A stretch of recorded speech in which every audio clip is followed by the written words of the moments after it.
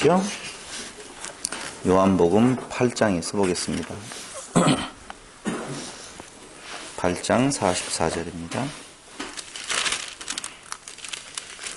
너희는 너희 아비 마귀에게서 났으니 너희 아비의 욕심을 너희도 행하고자 하느니라. 저는 처음부터 살인한 자요 진리가 그 속에 없으므로 진리에 서지 못하고 거짓을 말할 때마다 제 것으로 말하나니 이는 저가 거짓말장이요 거짓의 아비가 되었음이니라. 아멘. 지난 시간까지 우리는 요한복음 8장을 통하여서 예수님께서 하나님이심에 대한 여러 가지의 논증을 같이 살펴보았습니다. 너무 8장이 길어서 중간에 한번 정리를 안 하면 내용이 혼돈이 올 것 같아서 오늘은 다시 한번 8장 앞에 부분부터 한번 정리를 해가면서 우리가 지금 어디 위치에 와 있는지를 살펴보고자 합니다. 아시다시피 8장의 시작은 가늠한 여인 사건으로부터 시작이 되어지죠. 가늠한 여인을 현장에서 잡아다가 예수 앞에 놓고 예수를 시험하는 바리새인 서기관들의 모습, 제사장들의 모습을 보여주고 있는데요.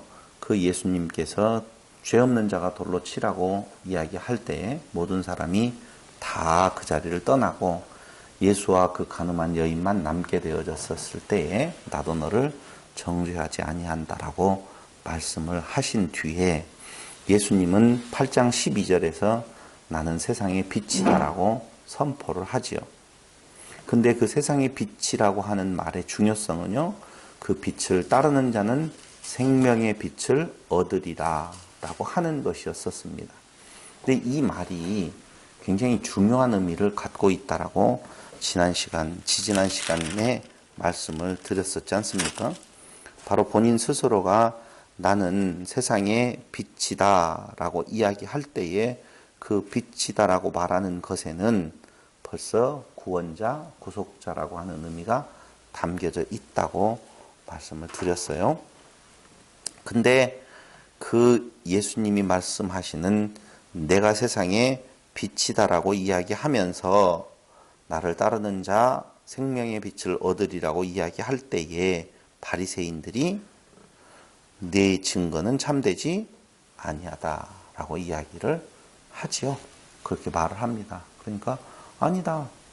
내 증거는 참되다라고 이야기하면서 요한복음의 앞에 부분에 대한 논리를 자기 스스로가 반대로 말하는 것 같은 두세 증인으로 인하여서 진리됨을 증거해야 되는데 나는 내가 말하여도 내가 진리다라고 이야기하는 것은 당신이 바로 신적 권능 하나님이시다라고 하는 것을 말씀하고 계셨다라고 제가 설명을 해드렸지요. 그러면서 예수님께서 그 뒤에 이어서 말씀하시는 것이 8장 21절에서 그런 내용이에요. 내가 십자가를 치시겠다 그 말이거든요. 십자가를 치시겠다. 빛 대신 예수님께서 이 땅 위에 오셔서 나를 따르는 자는 생명의 빛을 얻는데 그 생명의 빛을 얻을 수 있는 그 길은 얻게 하시는 그 길은 세상 사람들이 생각하는 것처럼 세상과 싸워 이겨서 성취되어진 어떤 권력으로 주는 것이 아니라 도리어 세상과의 싸움에서 지는 것을 십자가를 지겠다라고 하는 선포라고 말씀을 하고 있다 이거죠. 그러니까 내가 십자가를 지겠다. 8장 21절에 선포하는데 8장 24절에서는 이를 믿지 아니하면 죄 가운데 죽는다고 말을 하거든요. 24절에 그렇게 나오고 있어요. 24절 이러므로 내가 너희에게 말하기를 너희가 너희 죄 가운데서 죽으리라 하였노라. 너희가 만일 내가 그인 줄 믿지 아니하면 너희 죄 가운데서 죽으리라. 죄 가운데 있는 그들에게 생명의 빛으로 오셨어요. 나를 따르는 자는 빛을 얻는데 따르지 아니한다? 그럼 당연히 그들은 죽게 되어 있다는 거죠. 근데 그 나를 따르는 것이 뭐냐라고 하면은 십자가를 지심에 대한 내용이거든요. 십자가를 지심. 그러니까 세상적인 논리로 보면 잘 안 맞는 거예요. 그들을 구원할 메시아는 힘을 가지고 와 세상을 정복하고 난 뒤에 그를 따르는 자에게 생명을 주는 거거든요. 근데 빛 대신 예수님께서 이 땅에 오셔서 생명을 주시는 방법은 십자가를 통하여서 주신다라고 하는 거예요. 그게 참 묘한 것이 십자가를 따를 자들이 없어요. 많지 않은 것이 아니라 불가능하다니까요. 세상 사람들의 마음의 그 죄성은요, 십자가를 따르겠다라고 할 수가 없다는 것이죠. 그럼 어떻게 해요? 다 죽는다. 그 말이거든요. 그럼 여기 내가 그인 줄 믿지 아니하면 너희 죄 가운데서 죽으리라라고 하는 이 8장 24절이라고 하는 말은 어디에 근거를 둔 말이냐 하면은 이사야서 43장 10절에 한번 보세요. 거기 참 중요한 말씀이 나오죠. 이사야 43장 10절. 나 여호와가 말하노라 너희는 나의 증인 나의 종으로 택함을 입었나니. 지금 누구를 향한 이야기냐 하면 이스라엘을 향한 이야기예요. 이스라엘은 여호와의 증인이다 라고 하는 쪽에서 말씀을 이어가고 있는데요. 나 여호와가 말하노라 너희는 나의 증인 나의 종으로 택함을 입었나니 이는 너희로 나를 알고 믿으며 내가 그인 줄 깨닫게 하려 함이라. 내가 그인 줄 깨닫게 하려 함이라. 내가 그인 줄 믿지 아니하면 같은 내용이에요. 같은 내용인데 내가 그인 줄 깨닫게 하려 함이라. 나의 전에 지음을 받은 신이 없었느니라 나의 후에도 없으리라. 이 말은 신이 전에도 없고 후에도 없다. 나만 신이다 그 말이에요. 예? 맞잖아요. 앞뒤로 신이 없었으면 그분만 신이란 말이에요. 근데 내가 그인 줄 깨닫게 하려 함이라. 나만이 신인 줄을 깨닫게 하려 함이다. 그 말을 빌려오면 내가 그인 줄 믿지 아니하면 너희 죄 가운데서 죽으리라. 내가 누구인 줄? 하나님인 줄. 나만이 신인 줄 알지 못하면 죄 가운데서 당연히 죽는다. 다시 말하면 이 구조를 차용해서 하나님과 예수를 동일시하고 있는 모습을 알 수가 있다는 것이지요. 그런데 거기 보세요. 나 곧 나는 여호와라 나 외에 구원자가 없느니라 그 말이에요. 그러니까 구원자가 하나님밖에 없는데 그 하나님과 동등함, 동일시 되어지는 그 예수만이 그 안에 생명이 있고 그를 알지 못하고 믿지 못하면 그들은 죄 가운데 있었으므로 그 죄 가운데서 당연히 죽는다. 그 말이죠. 한마디로 말을 하면 생사의 기준이 생과 사, 죽음과 삶의 기준이 예수에게 있다. 그 말이죠.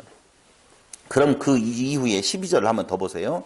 내가 고하였으며 구원하였으며 보였고 너희 중에 다른 신이 없었나니 그러므로 너희는 나의 증인이요 나는 하나님이니라 여호와의 말이니라. 과연 태초로부터 나는 그니 내 손에서 능히 건질 자가 없도다.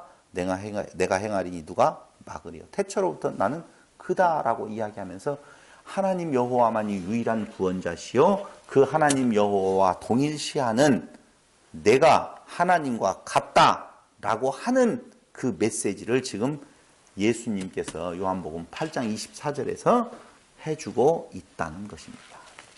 그때에 이 정도 들었으면 아하 예수가 메시아요 우리의 구원자이시구나 이렇게 알면 될 텐데 바리새인들은 8장 25절에서 전혀 다른 이야기를 하십니다.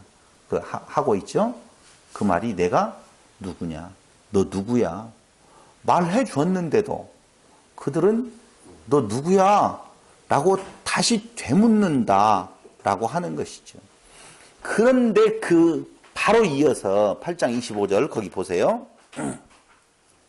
저희가 말하되 네가 누구냐 예수께서 가라사대 나는 처음부터 너희에게 말하여 온 자니라. 이 말이 두 가지의 의미를 담고 있다고 보시면 돼요. 처음부터 말하여 온 자다라고 이야기할 때 아까 이사야서 43장에서 그런 내용 나오지요. 이사야 43장 과연 태초로부터 나는 그니 내 손에서 능히 건질 자가 없도다. 내가 행하리니 누가 막으리요. 태초로부터 나는 누구라고요? 그다 라고 이야기하는 내용을 받을 수도 있어요. 근데 요 말을 조금 더 그때 당시의 상황에서 분석을 해본다라고 보면 내가 처음부터 말했잖아. 너 누구야? 그러니까 내가 처음부터 너희에게 말했잖아. 누구라고? 하나님이라고. 내가 메시아라고 처음부터 말했어. 근데 또 뭔 말을 해달라고 그렇게 해석할 수도 있다는 것이죠. 다시 한번 볼까요? 네가 누구냐? 예수께서 가라사대 나는 처음부터 너희에게 말하여 온 자니라 라고 이야기하면서 이제까지 내가 말해줬잖아. 그러나 너희가 믿지 아니하였다. 이런 말이 되겠죠? 그런 말이 되겠죠? 더 지금 내가 누구라고 무슨 말을 해. 이미 말했는데 조금 전에는 더 자세하게 내가 이사야를 들어서까지 내가 이야기를 했잖아 라고 말하는 내용. 그러나 또 한편으로 보면 아까 이사야서 43장 그 마지막 읽었던 구절에서 내가 처음부터 그다 라고 하는 의미로서의 개념도 들어있을 수 있다는 것이지요. 자, 그러면서 나는 항상 아버지의 기뻐하시는 일을 행한다라고 8장 29절에서 말을 합니다. 나는 내 일을 하는 것이 아니라 나를 보내신 이가 나와 함께 하시도다. 내가 항상 그의 기뻐하시는 일을 행함으로 나를 혼자 두지 아니하셨느니라. 그런데 보세요. 이미 예수님이 당신이 누구라고 선포한 뒤에 나는 아버지의 기뻐하시는 일을 행한다 그 말입니다. 그럼 아버지의 기뻐하시는 일은 무엇이냐? 예수님께서는 두 가지를 이야기해요. 자, 하나님은 나의 아버지, 나와 하나님은 같은데 나의 하는 일은 항상 하나님 아버지의 기뻐하시는 일을 행하고 또 아버지로부터 들은 것을 말한다 그 말이에요. 두 가지를 말하고 있어요. 근데 아버지의 기뻐하시는 일이 바로 무엇이냐라고 하면 그게 뭐예요? 아까 이야기했던 것처럼 십자가를 치시는 일이에요. 이게 전혀 그들이 생각하는 메시아의 관하고는 동떨어져 있죠. 십자가를 지시는 거예요. 그리고 두 번째로는 아버지로부터 들은 것을 말한다. 그들은 아버지를 하나님을 말하는 것으로 알지 못하는 것이죠. 예수님께서 내가 말하는 것은 아버지로부터 들은 것을 말한다고 지금 이야기를 하는데 그 예수님께서 말하는 아버지께로부터 들은 것을 말한다라고 할 때 그 아버지가 하나님이심을 알아요? 몰라요? 모르는 거예요. 인정하지 않는 거라니까. 다시 또 정리해 볼게요. 예수님께서 지금 나는 처음부터 말하여 온 자다. 말했다 그 말이에요. 근데 그 말은 아버지께로부터 들은 것을 말했어요. 근데 그들은 그 아버지가 하나님 아버지인 줄을 알지 못하고 있었다 그 말입니다. 두 번째로는 나는 항상 아버지의 기뻐하시는 일을 행한다 지금 그 말이에요. 그러니까 예수께서 이 땅에 오신 것은 그들이 생각하고 있는 그들만의 메시아, 정치적 메시아가 아니라 죽기 위해서 오신 메시아, 죄를 짊어지시기 위해서 오신 메시아, 그 아버지 일을 행하시고 그 아버지로부터 들은 것을 말한다 라고 하는 메시지를 지금 선포할 때 그들은 그 말을 알아들을 수 없다는 것이죠. 못 알아듣는 이유는요? 그렇죠. 관점이 틀리니까 그래요. 안 들려요, 여러분. 소리가 안 들리는 것이 아니라 그 말 뜻이 안 들린다니까. 소리는 들리는데 우리가 지금 대화를 하다 보면 소리가 들려. 못 알아듣겠네. 그 말은 이 귀가 안 들린다는 말이 아니에요. 수용할 수 없다는 말이거든요. 그러니 예수의 말하는 것은 그들이 기대하는 것하고는 전혀 다르기 때문에 믿을 수가 없다. 믿어지지 않는다. 그 말이에요. 근데 재미난 말이 나와요. 이 말씀을 하심에 많은 사람이 믿더라. 그러니까 28절 예수께서 가라사대 너희는 인자를 든 후에 내가 그인 줄 알고 또 내가 스스로 아무것도 하지 아니하고 오직 아버지께서 가르치신 대로 이런 것을 말하는 줄도 알리라. 그걸 언제 한다고요? 예수님께서 들리신 후에 한다 그 말이에요. 들리신 후에 그때야 한다. 지금은 너희가 알 수가 없다는 거예요. 아 참나. 근데 재미난 말은요. 거기 30절 이 말씀을 하심에 많은 사람이 믿더라 그 말이에요. 이 무슨 믿음이 뭘까요? 믿음이 뭐예요? 이 말씀을 하심에 많은 사람이 믿었대요. 혹시라도 네.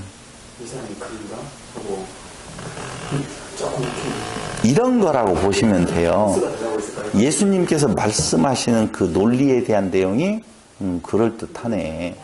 네. 지적 동의의 정도 수준이라고 보시면 돼요. 그럴듯하네.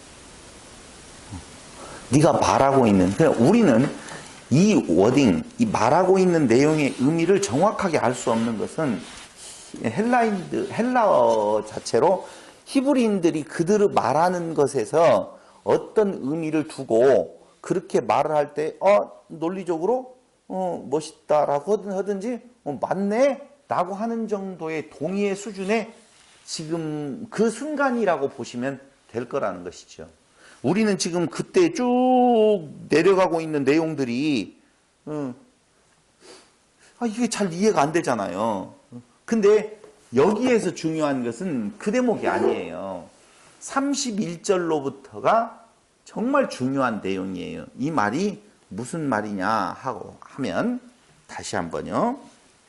너희는 인자를 든 후에 예수께서 그인 줄 안다라고 8장 28절에서 말했잖아요. 그죠? 근데 3장 14절로 15절을 보세요. 요한복음 3장 14절로 15절.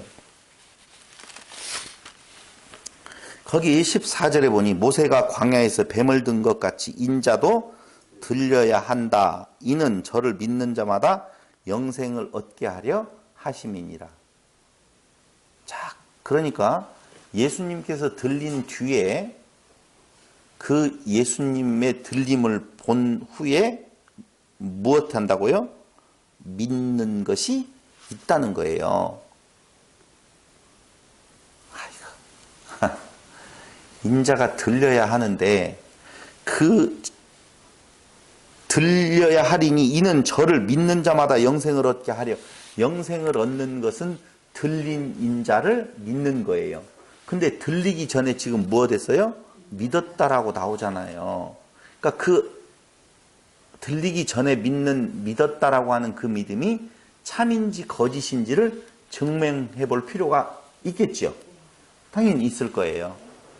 근데 인자의 들림에 대한 내용은 지금 이미 요한복음 3장 14절에서 15절까지의 내용에서 나왔어요. 근데 12장 31절로 32절로 한번 보세요.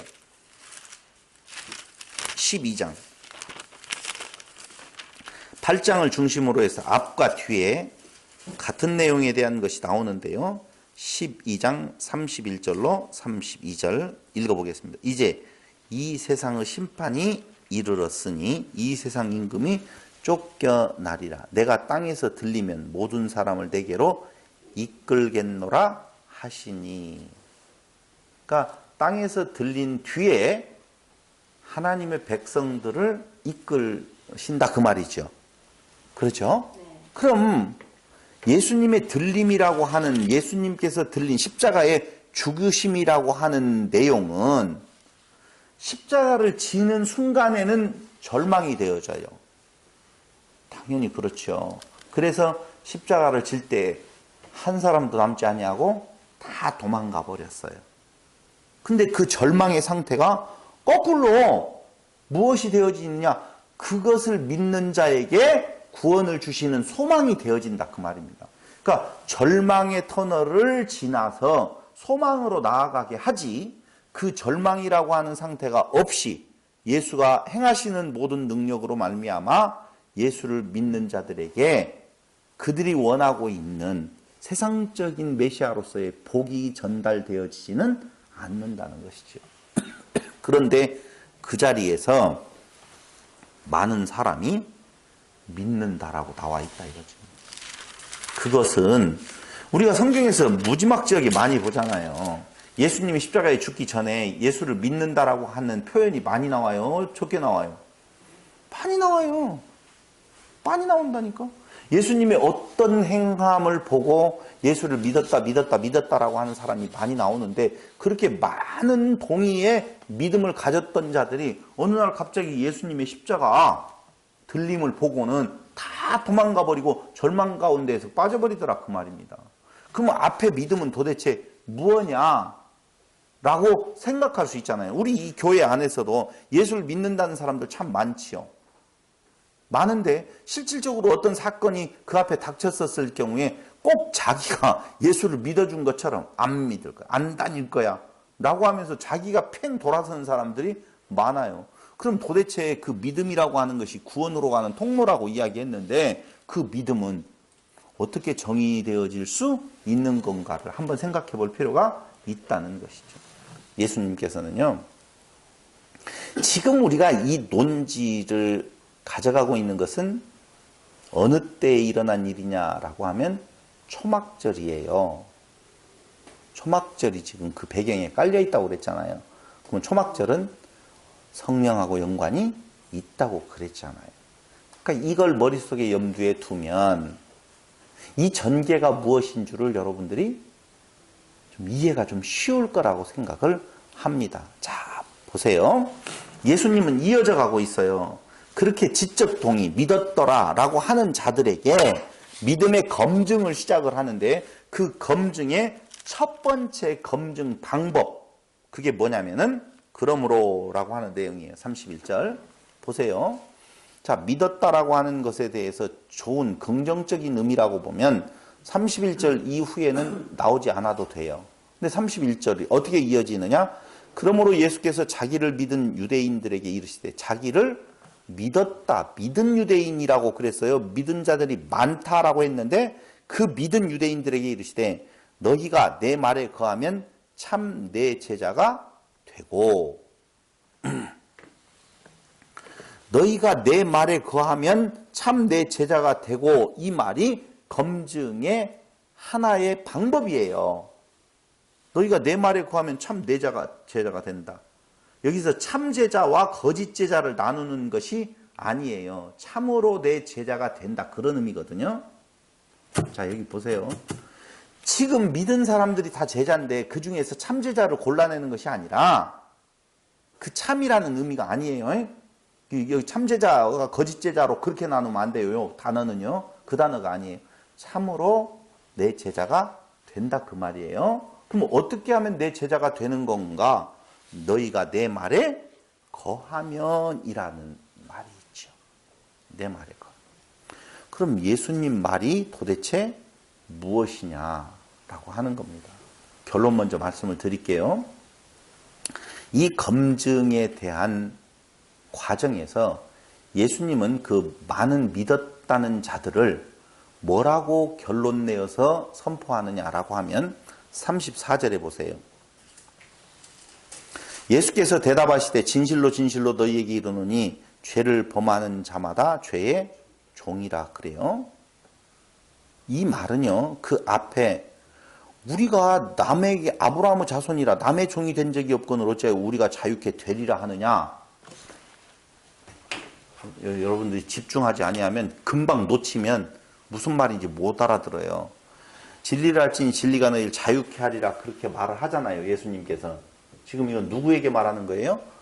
많은 믿은 제자들에게 말하는 거 아니에요. 많은 믿었다는 자들을 향하여서 너희가 자유케 되어진다라고 해요. 진리를 알지니 진리가 너희를 자유케 하리라.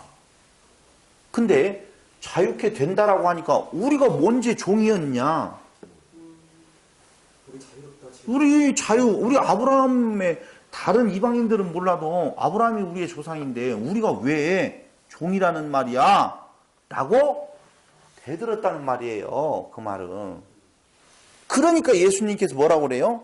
진실로 진실로 너희에게는 죄를 범하는 자마다 죄의 종이라. 그러면 그들은 이미 죄를 범하는 죄의 종이다, 이렇게 선포하고 있다니까요. 너희들은 종이다, 그 말이에요. 종이다. 24절에서, 아니 34절에서. 두 번째로는요, 그들을 죄의 종이라고 예수님께서 말씀하시더니만 두 번째로는 뭐라고 이야기하고 계셔요? 37절에 보면 나도 너희가 아브라함의 자손인 줄 아노라. 그러죠? 우리가 아브라함의 자손이냐 하는데 무슨 언제 종이 되었길래 자유함이 있다고 말하느냐? 라고 이야기할 때 나도 너희가 아브라함의 자손인 줄 아노라. 그러나 내 말이 너희 속에 있을 곳이 없으므로 나를 죽이려 하는도다.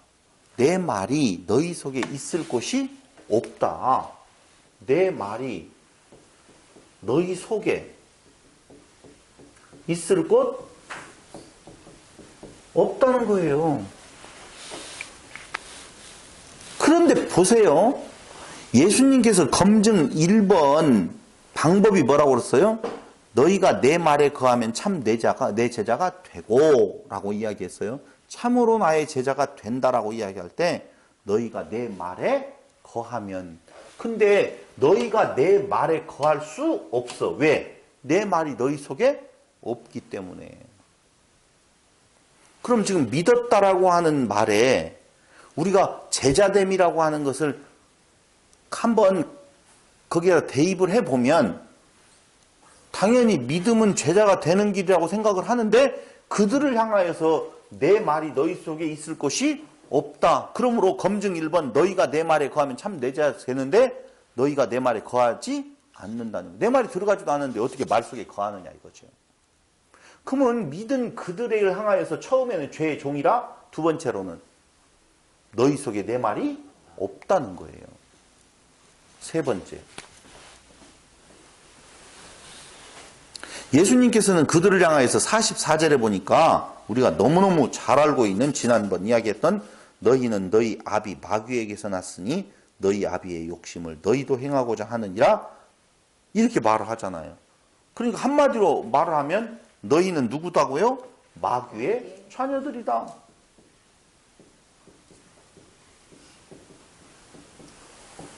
(44절) 자, 그럼 30절에 믿는 거하고 지금 상당히 많이 동떨어져 있죠? 잘 봐야 돼요. 그 대상이 같은 대상이에요? 다른 대상이에요? 같은 대상이에요. 어떤 학자들은요, 다른 대상이다라고 이야기를. 아니에요. 분명히 31절에서 자기를 믿은 유대인들에게 이르시되 정확하게 말을 하고 있어요. 같은 대상이에요. 그럼 앞에 믿었더라라고 하는 내용이 얼핏 생각했던 그 믿음이 아니라는 거예요. 지적 동의의 수준이라는 거죠. 그리고 네 번째로는요, 거기 또 다른 한 구절에 보니까 55절에 보니까 뭐라고 나와요? 거기 55절 다 같이 시작. 너희는 그를 알지 못하되 나는 아노니 만일 내가 알지 못한다 하면 나도 너희같이 거짓말쟁이가 되리라. 너희같이 거짓말쟁이가 된다. 너희는 누구다? 거짓말쟁이다. 거짓말쟁이. 장이에요? 쟁이에요? 모르겠어요. 다섯 번째는요, 59절에 보니까 결국 이들의 이 모습이 예수를 돌로 쳐 죽이려고 하고 있어요. 그럼 믿었다, 믿는 자가 돌로 예수를 쳐 죽인다? 말이 안 되잖아요. 말 돼요? 돌로 죽이려고 덤빈다니까요, 지금. 그러므로 예수님께서 그 말을 믿었다라고 하는 자들을 향하여서 검증을 하게 되어지는데 그 검증에서 완전한 탈락이에요. 믿었다고 하면 그냥 믿고 넘어가지. 속을 때 확 하는 데가 있어요. 들어지는 거지. 왜냐하면 이유가 있다니까요. 이유가 있어요. 사람들은 우리가 창세기에서 한번 봐야죠. 창세기를 봐야지 알죠. 봐야지 내가 할 말이 있을 거예요. 창세기 1장에 보면 2장 5절에 보면 여호와 하나님이 땅에 비를 내리지 아니하셨고 경작할 사람도 없었으므로, 이 경작이라고 하는 단어가 나오죠. 그렇죠? 그럼 우리가 머릿속에서 알고 있는 것처럼 하나님께서 세상을 지으시고 그 지으신 땅을 다스리라 라고 이야기할 때 그 다스림에 대한 내용이 방금 경작할 사람이 없다라고 하는 말과 연결을 지어보면 저를 잘 보세요. 저를 잘 보세요. 사람은 이 땅 위에서 지음받을 때에 무엇하라고 지음받은 거예요? 다스리라고. 그게 경작하라고. 라고 생각하면 참 많은 착각이 있지요. 봐봐요. 타락하고 난 뒤에 사람에게 남자는 무엇을 하라고 그랬어요? 밭을 간다. 그렇죠? 밭을 가는 벌을 주었어요. 벌을 주었어요. 그럼 그 전에는 밭을 갈 필요가 없다는 거거든요. 그러니까 이 경작이라고 하는 단어가 아바드라고 하는 단어를 쓰는데 이 아바드는 종이 되다, 노예가 되다, 짐을 지다, 한마디로 말하면 종의 자리를 지키는 것, 그게 선한 자리요, 완성의 자리예요. 다시 말씀드릴게요. 경작하다라고 하는 것은 하나님이 지으신 세상에서 인간의 힘으로 무엇인가를 보탤 필요가 없어요. 열매가 있으면 따먹으면 되는 것이지요. 그 열매가 맺혀질 수 있도록 과수를 심고 과수에게서 꽃을 피우게 하고 거름을 주는 것이 아니라니까요. 하나님의 지으신 세상에서 하나님의 능력이 심어놓고 당신이 누군가가 경작해야지 열매 맺도록 안 하신다니까. 그래요. 그런 거라니까요. 그저 따먹으면 되는 것이지 우리가 열심히 노력하고 그게 저주라니까요. 그게. 근데 그 경작이라고 하는 것이 그런 말이라고 하면 문제는 뭐냐면요. 그럼 사람은 하나님의 그 명령이 꼭 내가 해야 될 걸로 생각을 할 때에 경작을 할 때 지금 타락된 인간은 무엇을 경작하느냐? 욕망을 경작한다 이거예요. 욕망. 인간의 욕망을 경작한다니까요. 그런데 그 인간의 욕망을 경작할 때에 그걸 불순종이라 그렇게 말을 해요. 하나님은 우리에게 무엇인가를 시키는 일이 없어요. 없다니까. 에덴 동산을 창설하시고 그곳에 놓아두어서 무슨 일을 하라 하신 것이 없어요. 어떻게 있으라는 거예요? 경작하라는 말은 아바드, 종의 자리로 있어라. 종은 그 하는 일이 뭐냐면요. 섬기는 일 외에는 없는 거예요. 그러니까 너는 섬김의 자리, 하나님만 인정하는 자리, 종의 자리, 순종의 자리가 복되다라고 하는 쪽으로 하나님께서 이미 지음을 받고 놓아주셨는데 인간은 그곳에서 자기가 우리가 말하는 경작을 하려고 한다니까. 욕망을 경작하려고 한다니까. 그게 뭐예요? 선악을 하는 나무를 거기다 두었는데 선악을 하는 열매를 두었는데 그 열매를 따먹는 것이죠. 근데 그 선악과는 다른 말로 이야기하면 율법이에요. 율법. 다른 거 아니에요. 법이에요. 그러니까 선악을 아는 나무든 그 사과든 뭐 토마토든 이런 건 크게 문제 삼지 말아요. 그게 법이란 말입니다. 율법. 그러니까 그 율법을 던져서 하나님께서 그들에게 주었었을 때에 그 율법을 주신 목적은 무엇에 있느냐? 너희 그 욕망을 경작해 보아라 그 말이에요. 너의 모습을 한번 바라보아라 그 말이에요. 어느 자리가 가장 행복한 자리인지 복된 자리인지를 깨달아 알게 하시려고 법을 던져 놓는다 그 말입니다. 법을. 근데 그 법을 던져 놓았었을 때에 논리적으로만 말을 한다라고 보면 그 법 앞에 바짝 엎드려서 종입니다. 우리는 우리의 힘으로 무엇인가를 할 수 있는 존재가 아닙니다. 라고 고백해야 되는데 그 던져진 율법을 덥석 물지요. 하나님께서 낚싯방을 던지는 거라니까요. 무엇하라고? 물으라고. 그 물어서 무엇하라고요? 본인의 존재를 알아라. 그 말이에요. 근데 잘 생각을 해보세요. 이런 일들이 그때 당시에 한 번만 있는 것이 아니라 우리의 사는 날 동안에도 계속적으로 있다는 거예요. 여러분, 한번 생각을 해보세요. 우리가 우리 스스로의 욕망을 경작할 때 하나님께서 막으시던가요? 막은 적 있어요? 안 막아요. 그대로 놓아두신다니까. 막으셨을 것 같으면 이미 아담 때에 막으셨어요. 그것을 내가 어떻게 잘 개간하여 내 의의 열매를 하나님 앞에 드리려고 할 때에 하나님은 그걸 막지 않으신다니까. 막을 것 같으면 주지도 않았어요. 그러니까 던져 놓으시면 물어라 그 말이에요. 한마디로 말을 하면. 오늘날에도 똑같은 거예요. 한 번도 안 막으셔요. 그럼 뭐예요? 안 막고 그들이 그 자리에, 죽음의 자리에 이르렀었을 때에, 그때에 하나님께서 손을 내미시거든요. 그게 뭐예요? 은혜를 아는 거예요.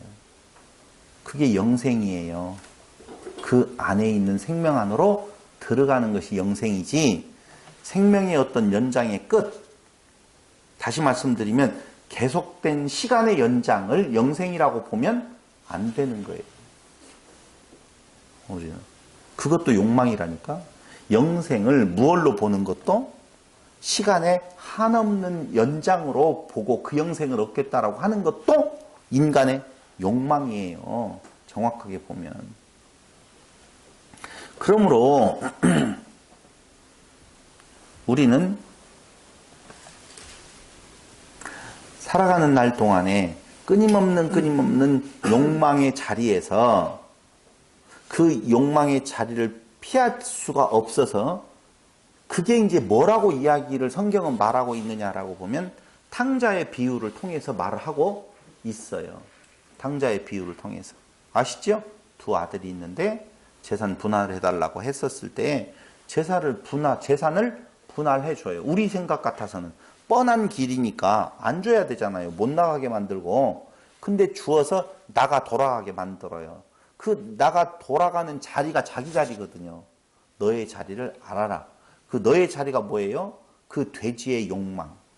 먹기 위해서 끊임없이 꿀꿀대고 있는 그 자리가 바로 누구 자리다? 너의 자리다 라고 하는 걸 알고 그 다음에 돌아오잖아요. 돌아와서는 아들이라 칭함을 받을 수가 없으니 나를 뭘로? 종으로 삼아 주십시오. 그게 아바드예요. 그게 종의 자리에 바로 서는 거라니까요. 경작하다라고 이야기할 때의 그 말은 자기 자리, 아바드 그 자리를 가게 만드시는 것이 진짜 하나님의 사랑이라니까요. 근데 하나님의 사랑은 어떤 사람들이 생각하는 것처럼 좋게 만들고 사람이 좋은 쪽으로, 그게 사랑이 아니에요. 돼지우리로 안 가게 만드는 것이 사랑이 아니라니까. 그건 그 사랑을 뭔 사랑이라고 그래요? 최순실이와 박근혜의 누구 사랑은? 정유라에 대한 사랑은 무슨 사랑? 그걸 뭔 사랑이라고 하더라? 어긋난 사랑? 뭔 사랑이라고 그러잖아요. 그건 사랑이 아니라니까요. 진짜 사랑은 무엇이 사랑인 건가? 그 아버지의 은혜 가운데로 푹 안기는 건데, 그 안기게 하시는 그 과정이 돼지우리에까지 갔다가 돌아와서 아들이라 칭함받지 아니하고 종으로서 써주십시오. 종으로서도 감당할 수가 없습니다. 내가 무엇을 할 수 있는 존재가 아닙니다 라고 고백할 때 아버지는 그에게 잔치를 베풀더라 그 말입니다. 잔치를. 종의 자리를 지키는 것, 그게 선한 것이요. 그게 하나님의 뜻을 완성하는 그 자리라고 보시면 돼요. 근데 자신의 힘과 능력으로 완성에 이르려 한다. 자신의 힘과 자신의 능력과 자신의 가치로 완성에 이르려 한다라고 하는 것, 이것이 바로 자신이 하나님 되고자 함의 자리라고 보시면 돼요. 그게 바로 뭐예요? 아담의 자리였었고, 오늘날에도 우리에게도 있어서 똑같이 적용되어지는 메시지라고 보시면 되는 것입니다.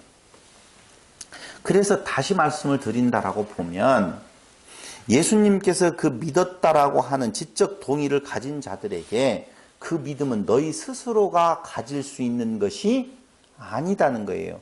스스로 가질 수 있는 믿음은 아까 이야기한 것처럼 죄의 종이요 너희 안에 내 말이 있을 곳이 없고 마귀의 자녀들이고 너희는 거짓말쟁이고 그들은 결국 그 자기들의 의를 통하여서 예수님을 돌로 쳐 죽이려 한다는 것이죠. 근데 예수님의 그 첫 번째의 서원이 뭐냐면은 너희가 내 말에 거하면 참으로 내 제자가 된다. 그 말이에요. 31절. 그러므로 예수께서 자기를 믿은 유대인들에게 이르시되 너희가 내 말에 거하면 참 내 제자가 되고 진리를 알지니 진리가 너희를 자유케 하리라. 자, 믿음과 아는 것.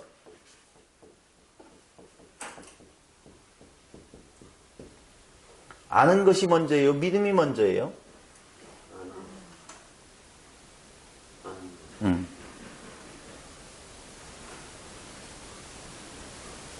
근데 그 아는 것을 조금 전에는 지적 동의라고 지금 이야기했잖아요.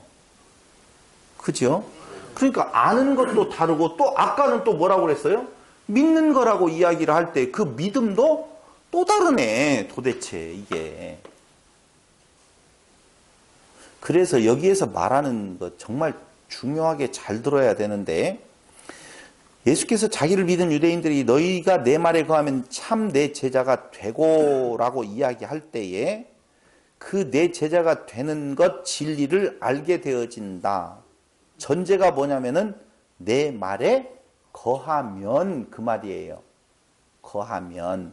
그러니까 말과 내가 하나 되어진 거예요. 근데 예수님의 말씀은 무엇이었었느냐 하면은 십자가에 죽는다 그 말이거든요.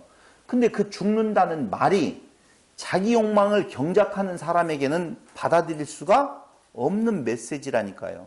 그래서 유대인들의 그 받아들일 수 없는 모습을 뭐라고 말하냐? 우리만 유대인이다.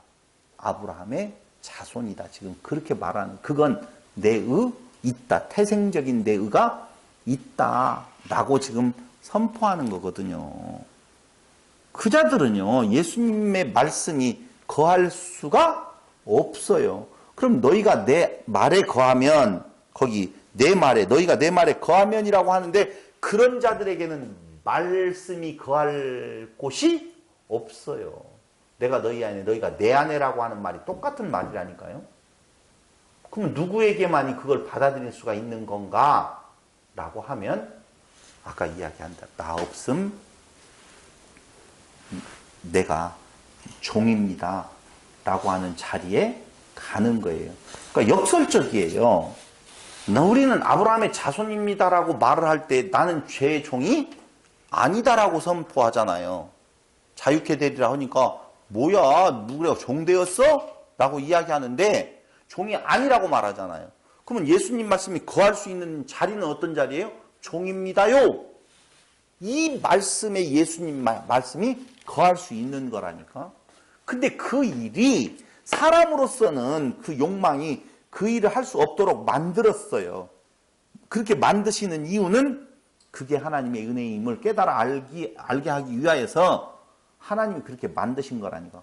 그럼 그걸 그렇게 알 수 있는 방법은 유일하게 하나님이 알게 해주셔야 되는데 그 알게 해주시는 방법이 바로 성령께서 그 일을 행하신다 그 말이에요. 하나님께서 그렇게 하신다라고 하는 내용이거든요.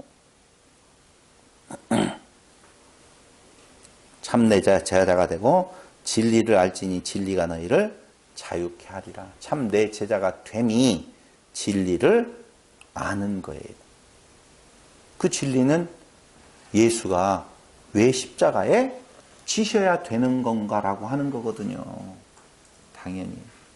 근데 예수의 십자가를 받아들이지 아니하고 예수의 왕관을 받아들이려고 하는 자들, 그는 예수하고 아무 상관이 없는 자가 되어지는 것이지. 그 말이 쭉 이어져서 지금 어디까지 간 거예요? 59절까지 지금 다 간 거예요. 그죠? 다 끝났네요. 뭐 더 이상 할 것이 뭐 있어요? 너무 간단하게 정리가 되어서 여러분들이 싱겁게 느껴질지 모르겠지만은 그 8장 그 마지막 59절까지에 대한 내용이 굉장히 길게 되어져 있지만 예수를 그 지난 시간에 이야기했잖아요. 요한이 이 요한복음을 쓸 때가 상당히 뒤의 일이에요. 예수께서 십자가에 죽으시고 부활하시고 승천하신 상당히 뒤에 있었던 내용일 때에 그 중간에 예수를 믿는다고 하는 무리들이 있었겠어요? 없었겠어요? 당연히 있지요. 근데 그 믿는다라고 하는 무리들의 행태를 보니 누구하고 비슷해져 가고 있느냐? 유대인들, 바리새인들과 비슷해져 가고 있더라는 것이죠. 그래서 진정한 믿음의 의미는 무엇이냐라고 하는 것을 다시 한번 그들에게 상기시키는데 그 상기시키는 내용에 그때의 그 시대적 배경이 8장에는 고스란히 좀 담겨져 있는 것을 우리가 볼 수가 있다라고 하는 거예요. 오늘날 우리 가운데서도 마찬가지예요. 진짜로. 믿음? 뭐예요? 우리 안에 믿음이 있다고요? 그러면서 우리는 날마다 죄송해요. 여러분들 하도 말을 많이 했고 특히 정상이 엄마가 많이 이야기를 하는데 뭐야 도대체 나는 도대체 뭐야?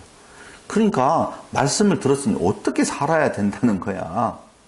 아니 확실히 우리가 믿음 안에 거해서 이제는 영원한 생명에 진짜 다다른 거야.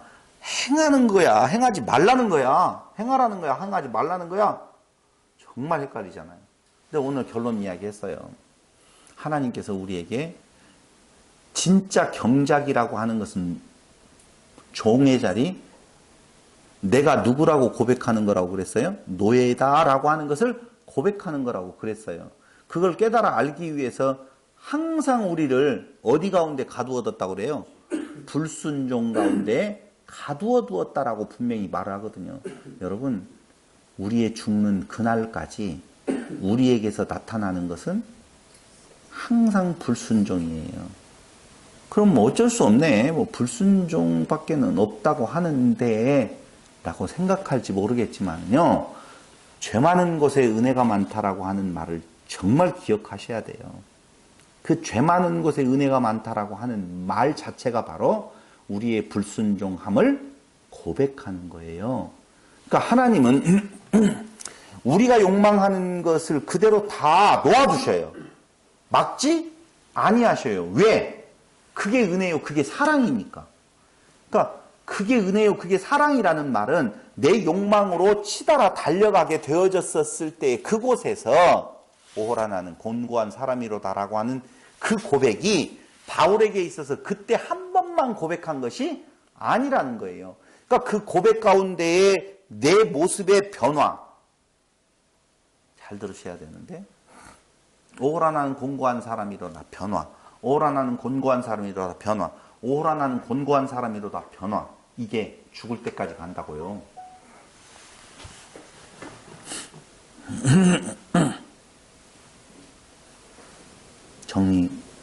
정리되셨나요? 우리는 오호라 나는 곤고한 사람이로다 조금 변화. 곤고한 사람이로다 조금 변화. 곤고, 곤고, 안 곤고. 이쪽으로 가는 줄로 생각을 한다니까요. 내 욕망이 이 땅에서 점진적으로 사라져가고 성령의 소욕으로 완벽하게 내가 되어질 날이 있을 거라고 착각하면 안 된다 그 말입니다. 근데 진짜 평안한 데가요. 그런 고백을 할 것 같아요. 많이 한 번만 평안도 따라올 것 같아요. 그 가운데 내적 평안이 이제 우리를 완전히 사로잡아가는 거죠. 이게 죄 많은 곳에 은혜가 많다라고 하는 말이 그게 평안이라니까. 은혜가 평안 아니에요. 그러면 죄가 많아져야 돼요? 적어져야 돼요? 많아야 돼요. 그래야지 은혜가 많아진다니까. 그러니까 우리는 은혜가 많아지면 죄가 없어진다고 생각하잖아요.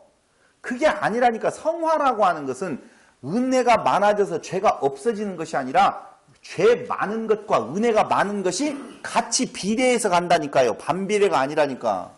비례해서.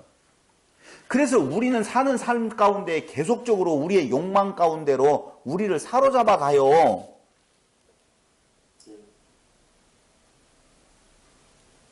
아, 참나. 욕망 경작. 욕망 경작이죠. 이걸 이렇게 말을 하면 여러분들이 오해할까봐 제가 지금 그 말을 못 뱉고 있지만은 이론적으로 말씀을 드린다라고 보면 욕망을 경작해서 오라 나는 곤고한 사람이로다라고 고백을 하잖아요. 그렇죠?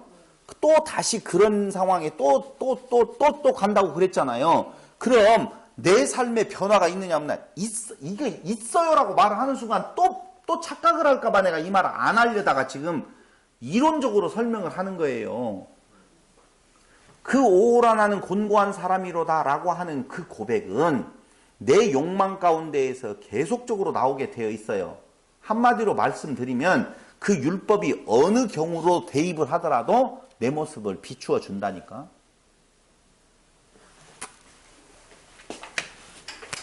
100가지의 죄라고 봐봐요. 100가지. 100가지의 죄가 있다고 봐봐요. 근데 그 중에 하나를 졸업을 했어요. 그럼 몇 가지가 남아요? 99가지. 또 하나를 졸업했어요. 98가지. 또 하나를 졸업했어요. 97가지. 또 하나를 졸업했어요. 96가지. 자, 99가지하고 96가지하고 죄의 결과는 같아요. 근데 이제는 졸업한 내용들로 봐서 이 사람하고 이 사람이 같아요? 틀려요? 틀리죠? 제가 지금 그 말을 하고 있다니까. 근데 그 말을 잘못하면 또 내가 뭔가 외형적으로 무슨 변화가 있어야 된다라고 하는 쪽으로 그걸로 판단한다라고 하는 쪽으로 들을까봐 제가 겁난다니까요. 전혀 그것에 대해서 벌써 내가 좀 달라졌냐, 네가 좀 달라졌냐를 경주한다라고 하는 그 자체부터가 벌써 죄 가운데서 아직 욕망을 경작하는 단계에서, 아니 욕망을 더욱더 경작하려고 더 달려가는 거라니까요. 내가 욕망을 따로 더 경작하는 것이 아니라 내 삶 전체가 다 욕망을 경작하는 삶이라 그 말입니다. 그래서 우리는 죽을 때까지 완성에 이르지 못해요. 근데 그 완성에 이르지 못하게 하심이 하나님의 은혜라 라고 하는 거예요. 완성되면 안 될 것 같아요. 완성되면 안 될 것 같아요 라고 하는 말을 농담으로 해야지, 완성되면 안 될 것 같아요 라고 진담으로 이야기하면 안 되는 거죠. 완성되게 안 한다니까요. 그 완벽한 경작, 아까 아바드라고 하는 단계에 이르는 것이 아까 이야기했어요. 뭐라고 그랬어요? 선의 자리요, 완성의 자리라고 했잖아요. 그 자리에 완벽하게 이 땅에서는 이룰 수가 없어요. 그것이 참으로 은혜이구나 라고 하는 것을 계속적으로 깨달아 알아가게 하는 것, 그게 바로 어디예요? 탕자가 밖으로 돌아서 지금 돼지우리에 있는 모습이라 그 말입니다. 그때 그곳에서 어떻게 해요? 그렇구나 그렇구나. 근데 그 탕자는 돌아와서 아버지 앞에서 뭐가 되어질 때? 종이 되어질 때 아들이라 말하고 완벽한 완성의 자리에 오는 거라 그 말입니다. 그런데 우리의 싸움은 뭐냐면요, 그 돼지우리의 가운데 있으면서도 내가 좀 나았잖아. 돼지똥 좀 치웠잖아. 내가 그래도 돼지 전원보다는 좀 그래도 치우려고 하는 내 모습이 좀 다르잖아. 이것 좀 봐줘. 아니라니까요. 진정으로 하나님 안에 있는 자들은 그걸 봐달라고 하는 것이 아니라 똥 묻은 요만큼이라도 냄새 나는 거라도 전부 다 그게 아주 리얼하게 율법에 의해서 자기 비추음을 받게 되어져 있다는 거예요. 그런데 바리새인들은 예수님 앞에서 그걸 보는 것이 아니라 자기의 의로움, 자기의 욕망을 경작하는, 그 욕망이라는 것이 뭐예요? 착하게 살겠다, 내가 하나님 자리에 앉겠다라는 말이에요. 우리가 생각하는 것처럼 욕망을 경작한다라고 하니까 욕심껏 막 돈을 벌어서 나 혼자만 막 쥐어짜고 내 육체가 원하는 대로 살겠다, 그게 아니에요. 욕망을 경작한다라고 하니까 마약이나 처먹고 있는 걸로 생각을 하지만 마약도 안 먹고요, 모든 것을 착하게 행하고요, 이 땅에서 정말 선한 모습으로 살아가는 거라니까요. 욕망을 경작한다는 것이. 진짜 성경이 말하는 아바드의 욕망은 죄의 자리에 가는 거고, 그걸 잘못 해석해서 인간이 그걸 지켜 행해야 된다라고 하는 쪽에서 바리새인들은 착한 모습이었었다니까. 그들을 이렇게 말을 한다니까요. 근데 우리는 내 행동의 조금의 변화를 통하여서 다시 이곳으로 가려고 이걸 인정해 달라고 지금 말을 하는 모습이 나타나고 있다는 거예요. 잘 알아들었으면 참 좋겠어요. 자신이 하나님이 되고자 하는 자신의 힘과 자신의 능력, 자신의 가치로 완성에 이르려 하려고 하는 그 모든 시도들, 그 자체도 없는, 율법도 없는 자들은 이미 버리운 자들이라니까요. 그런 자들을 말하는 것이 아니라 율법 앞에 더 선하게 살려고 하는 그 모습, 선하게 살 수 있다라고 이렇게 말을 하면 되는 대로 살으라는 말이 아니라니까요. 나 이거 어떻게 설명을 해야 되는지 모르겠네. 여러분들이 쉽게 이해했으면 좋겠습니다. 쉽게 이해했습니다. 다른 거 없어요. 불순종의 자리에서 진짜 아바드 하는 거, 진짜 종의 자리, 진짜 노예의 자리, 절대 아버지라고 할 수 없습니다 라고 하는 자리에 나로 서게 만들고, 그것을 내 아들이라 위에서 잔치를 베풀어 주시고, 무엇을 통하여서? 성령을 통해서 그 일이 가능케 하신다라고 하는 것이 오늘 8장의 메시지라 그 말입니다. 그래서 예수님께서는 누구시냐? 그 일을 행하시는 하나님이시다 라고 하는 내용, 오늘 다시 한번 상기하면서 말씀 마칩니다. 기도드리겠습니다. 고맙고 감사하신 사랑의 우리 아버지 하나님, 오늘 하나님을 떠나 살아가는 것이, 물고기가 혹여 물을 떠나 살 수 있을지 몰라도 하나님의 자녀가 하나님을 떠나 사는 것은 불가능하다라고 하는 것을 다시 한번 알고 고백합니다. 아버지요, 아버지 앞에 무릎 꿇고 종으로서, 노예로서의 자리로 다시 내려가서 아버지 하나님만 찬양하는 성도들이 되게 하여 주시기를 예수님의 이름으로 기도드립니다. 아멘. 찬송가 265장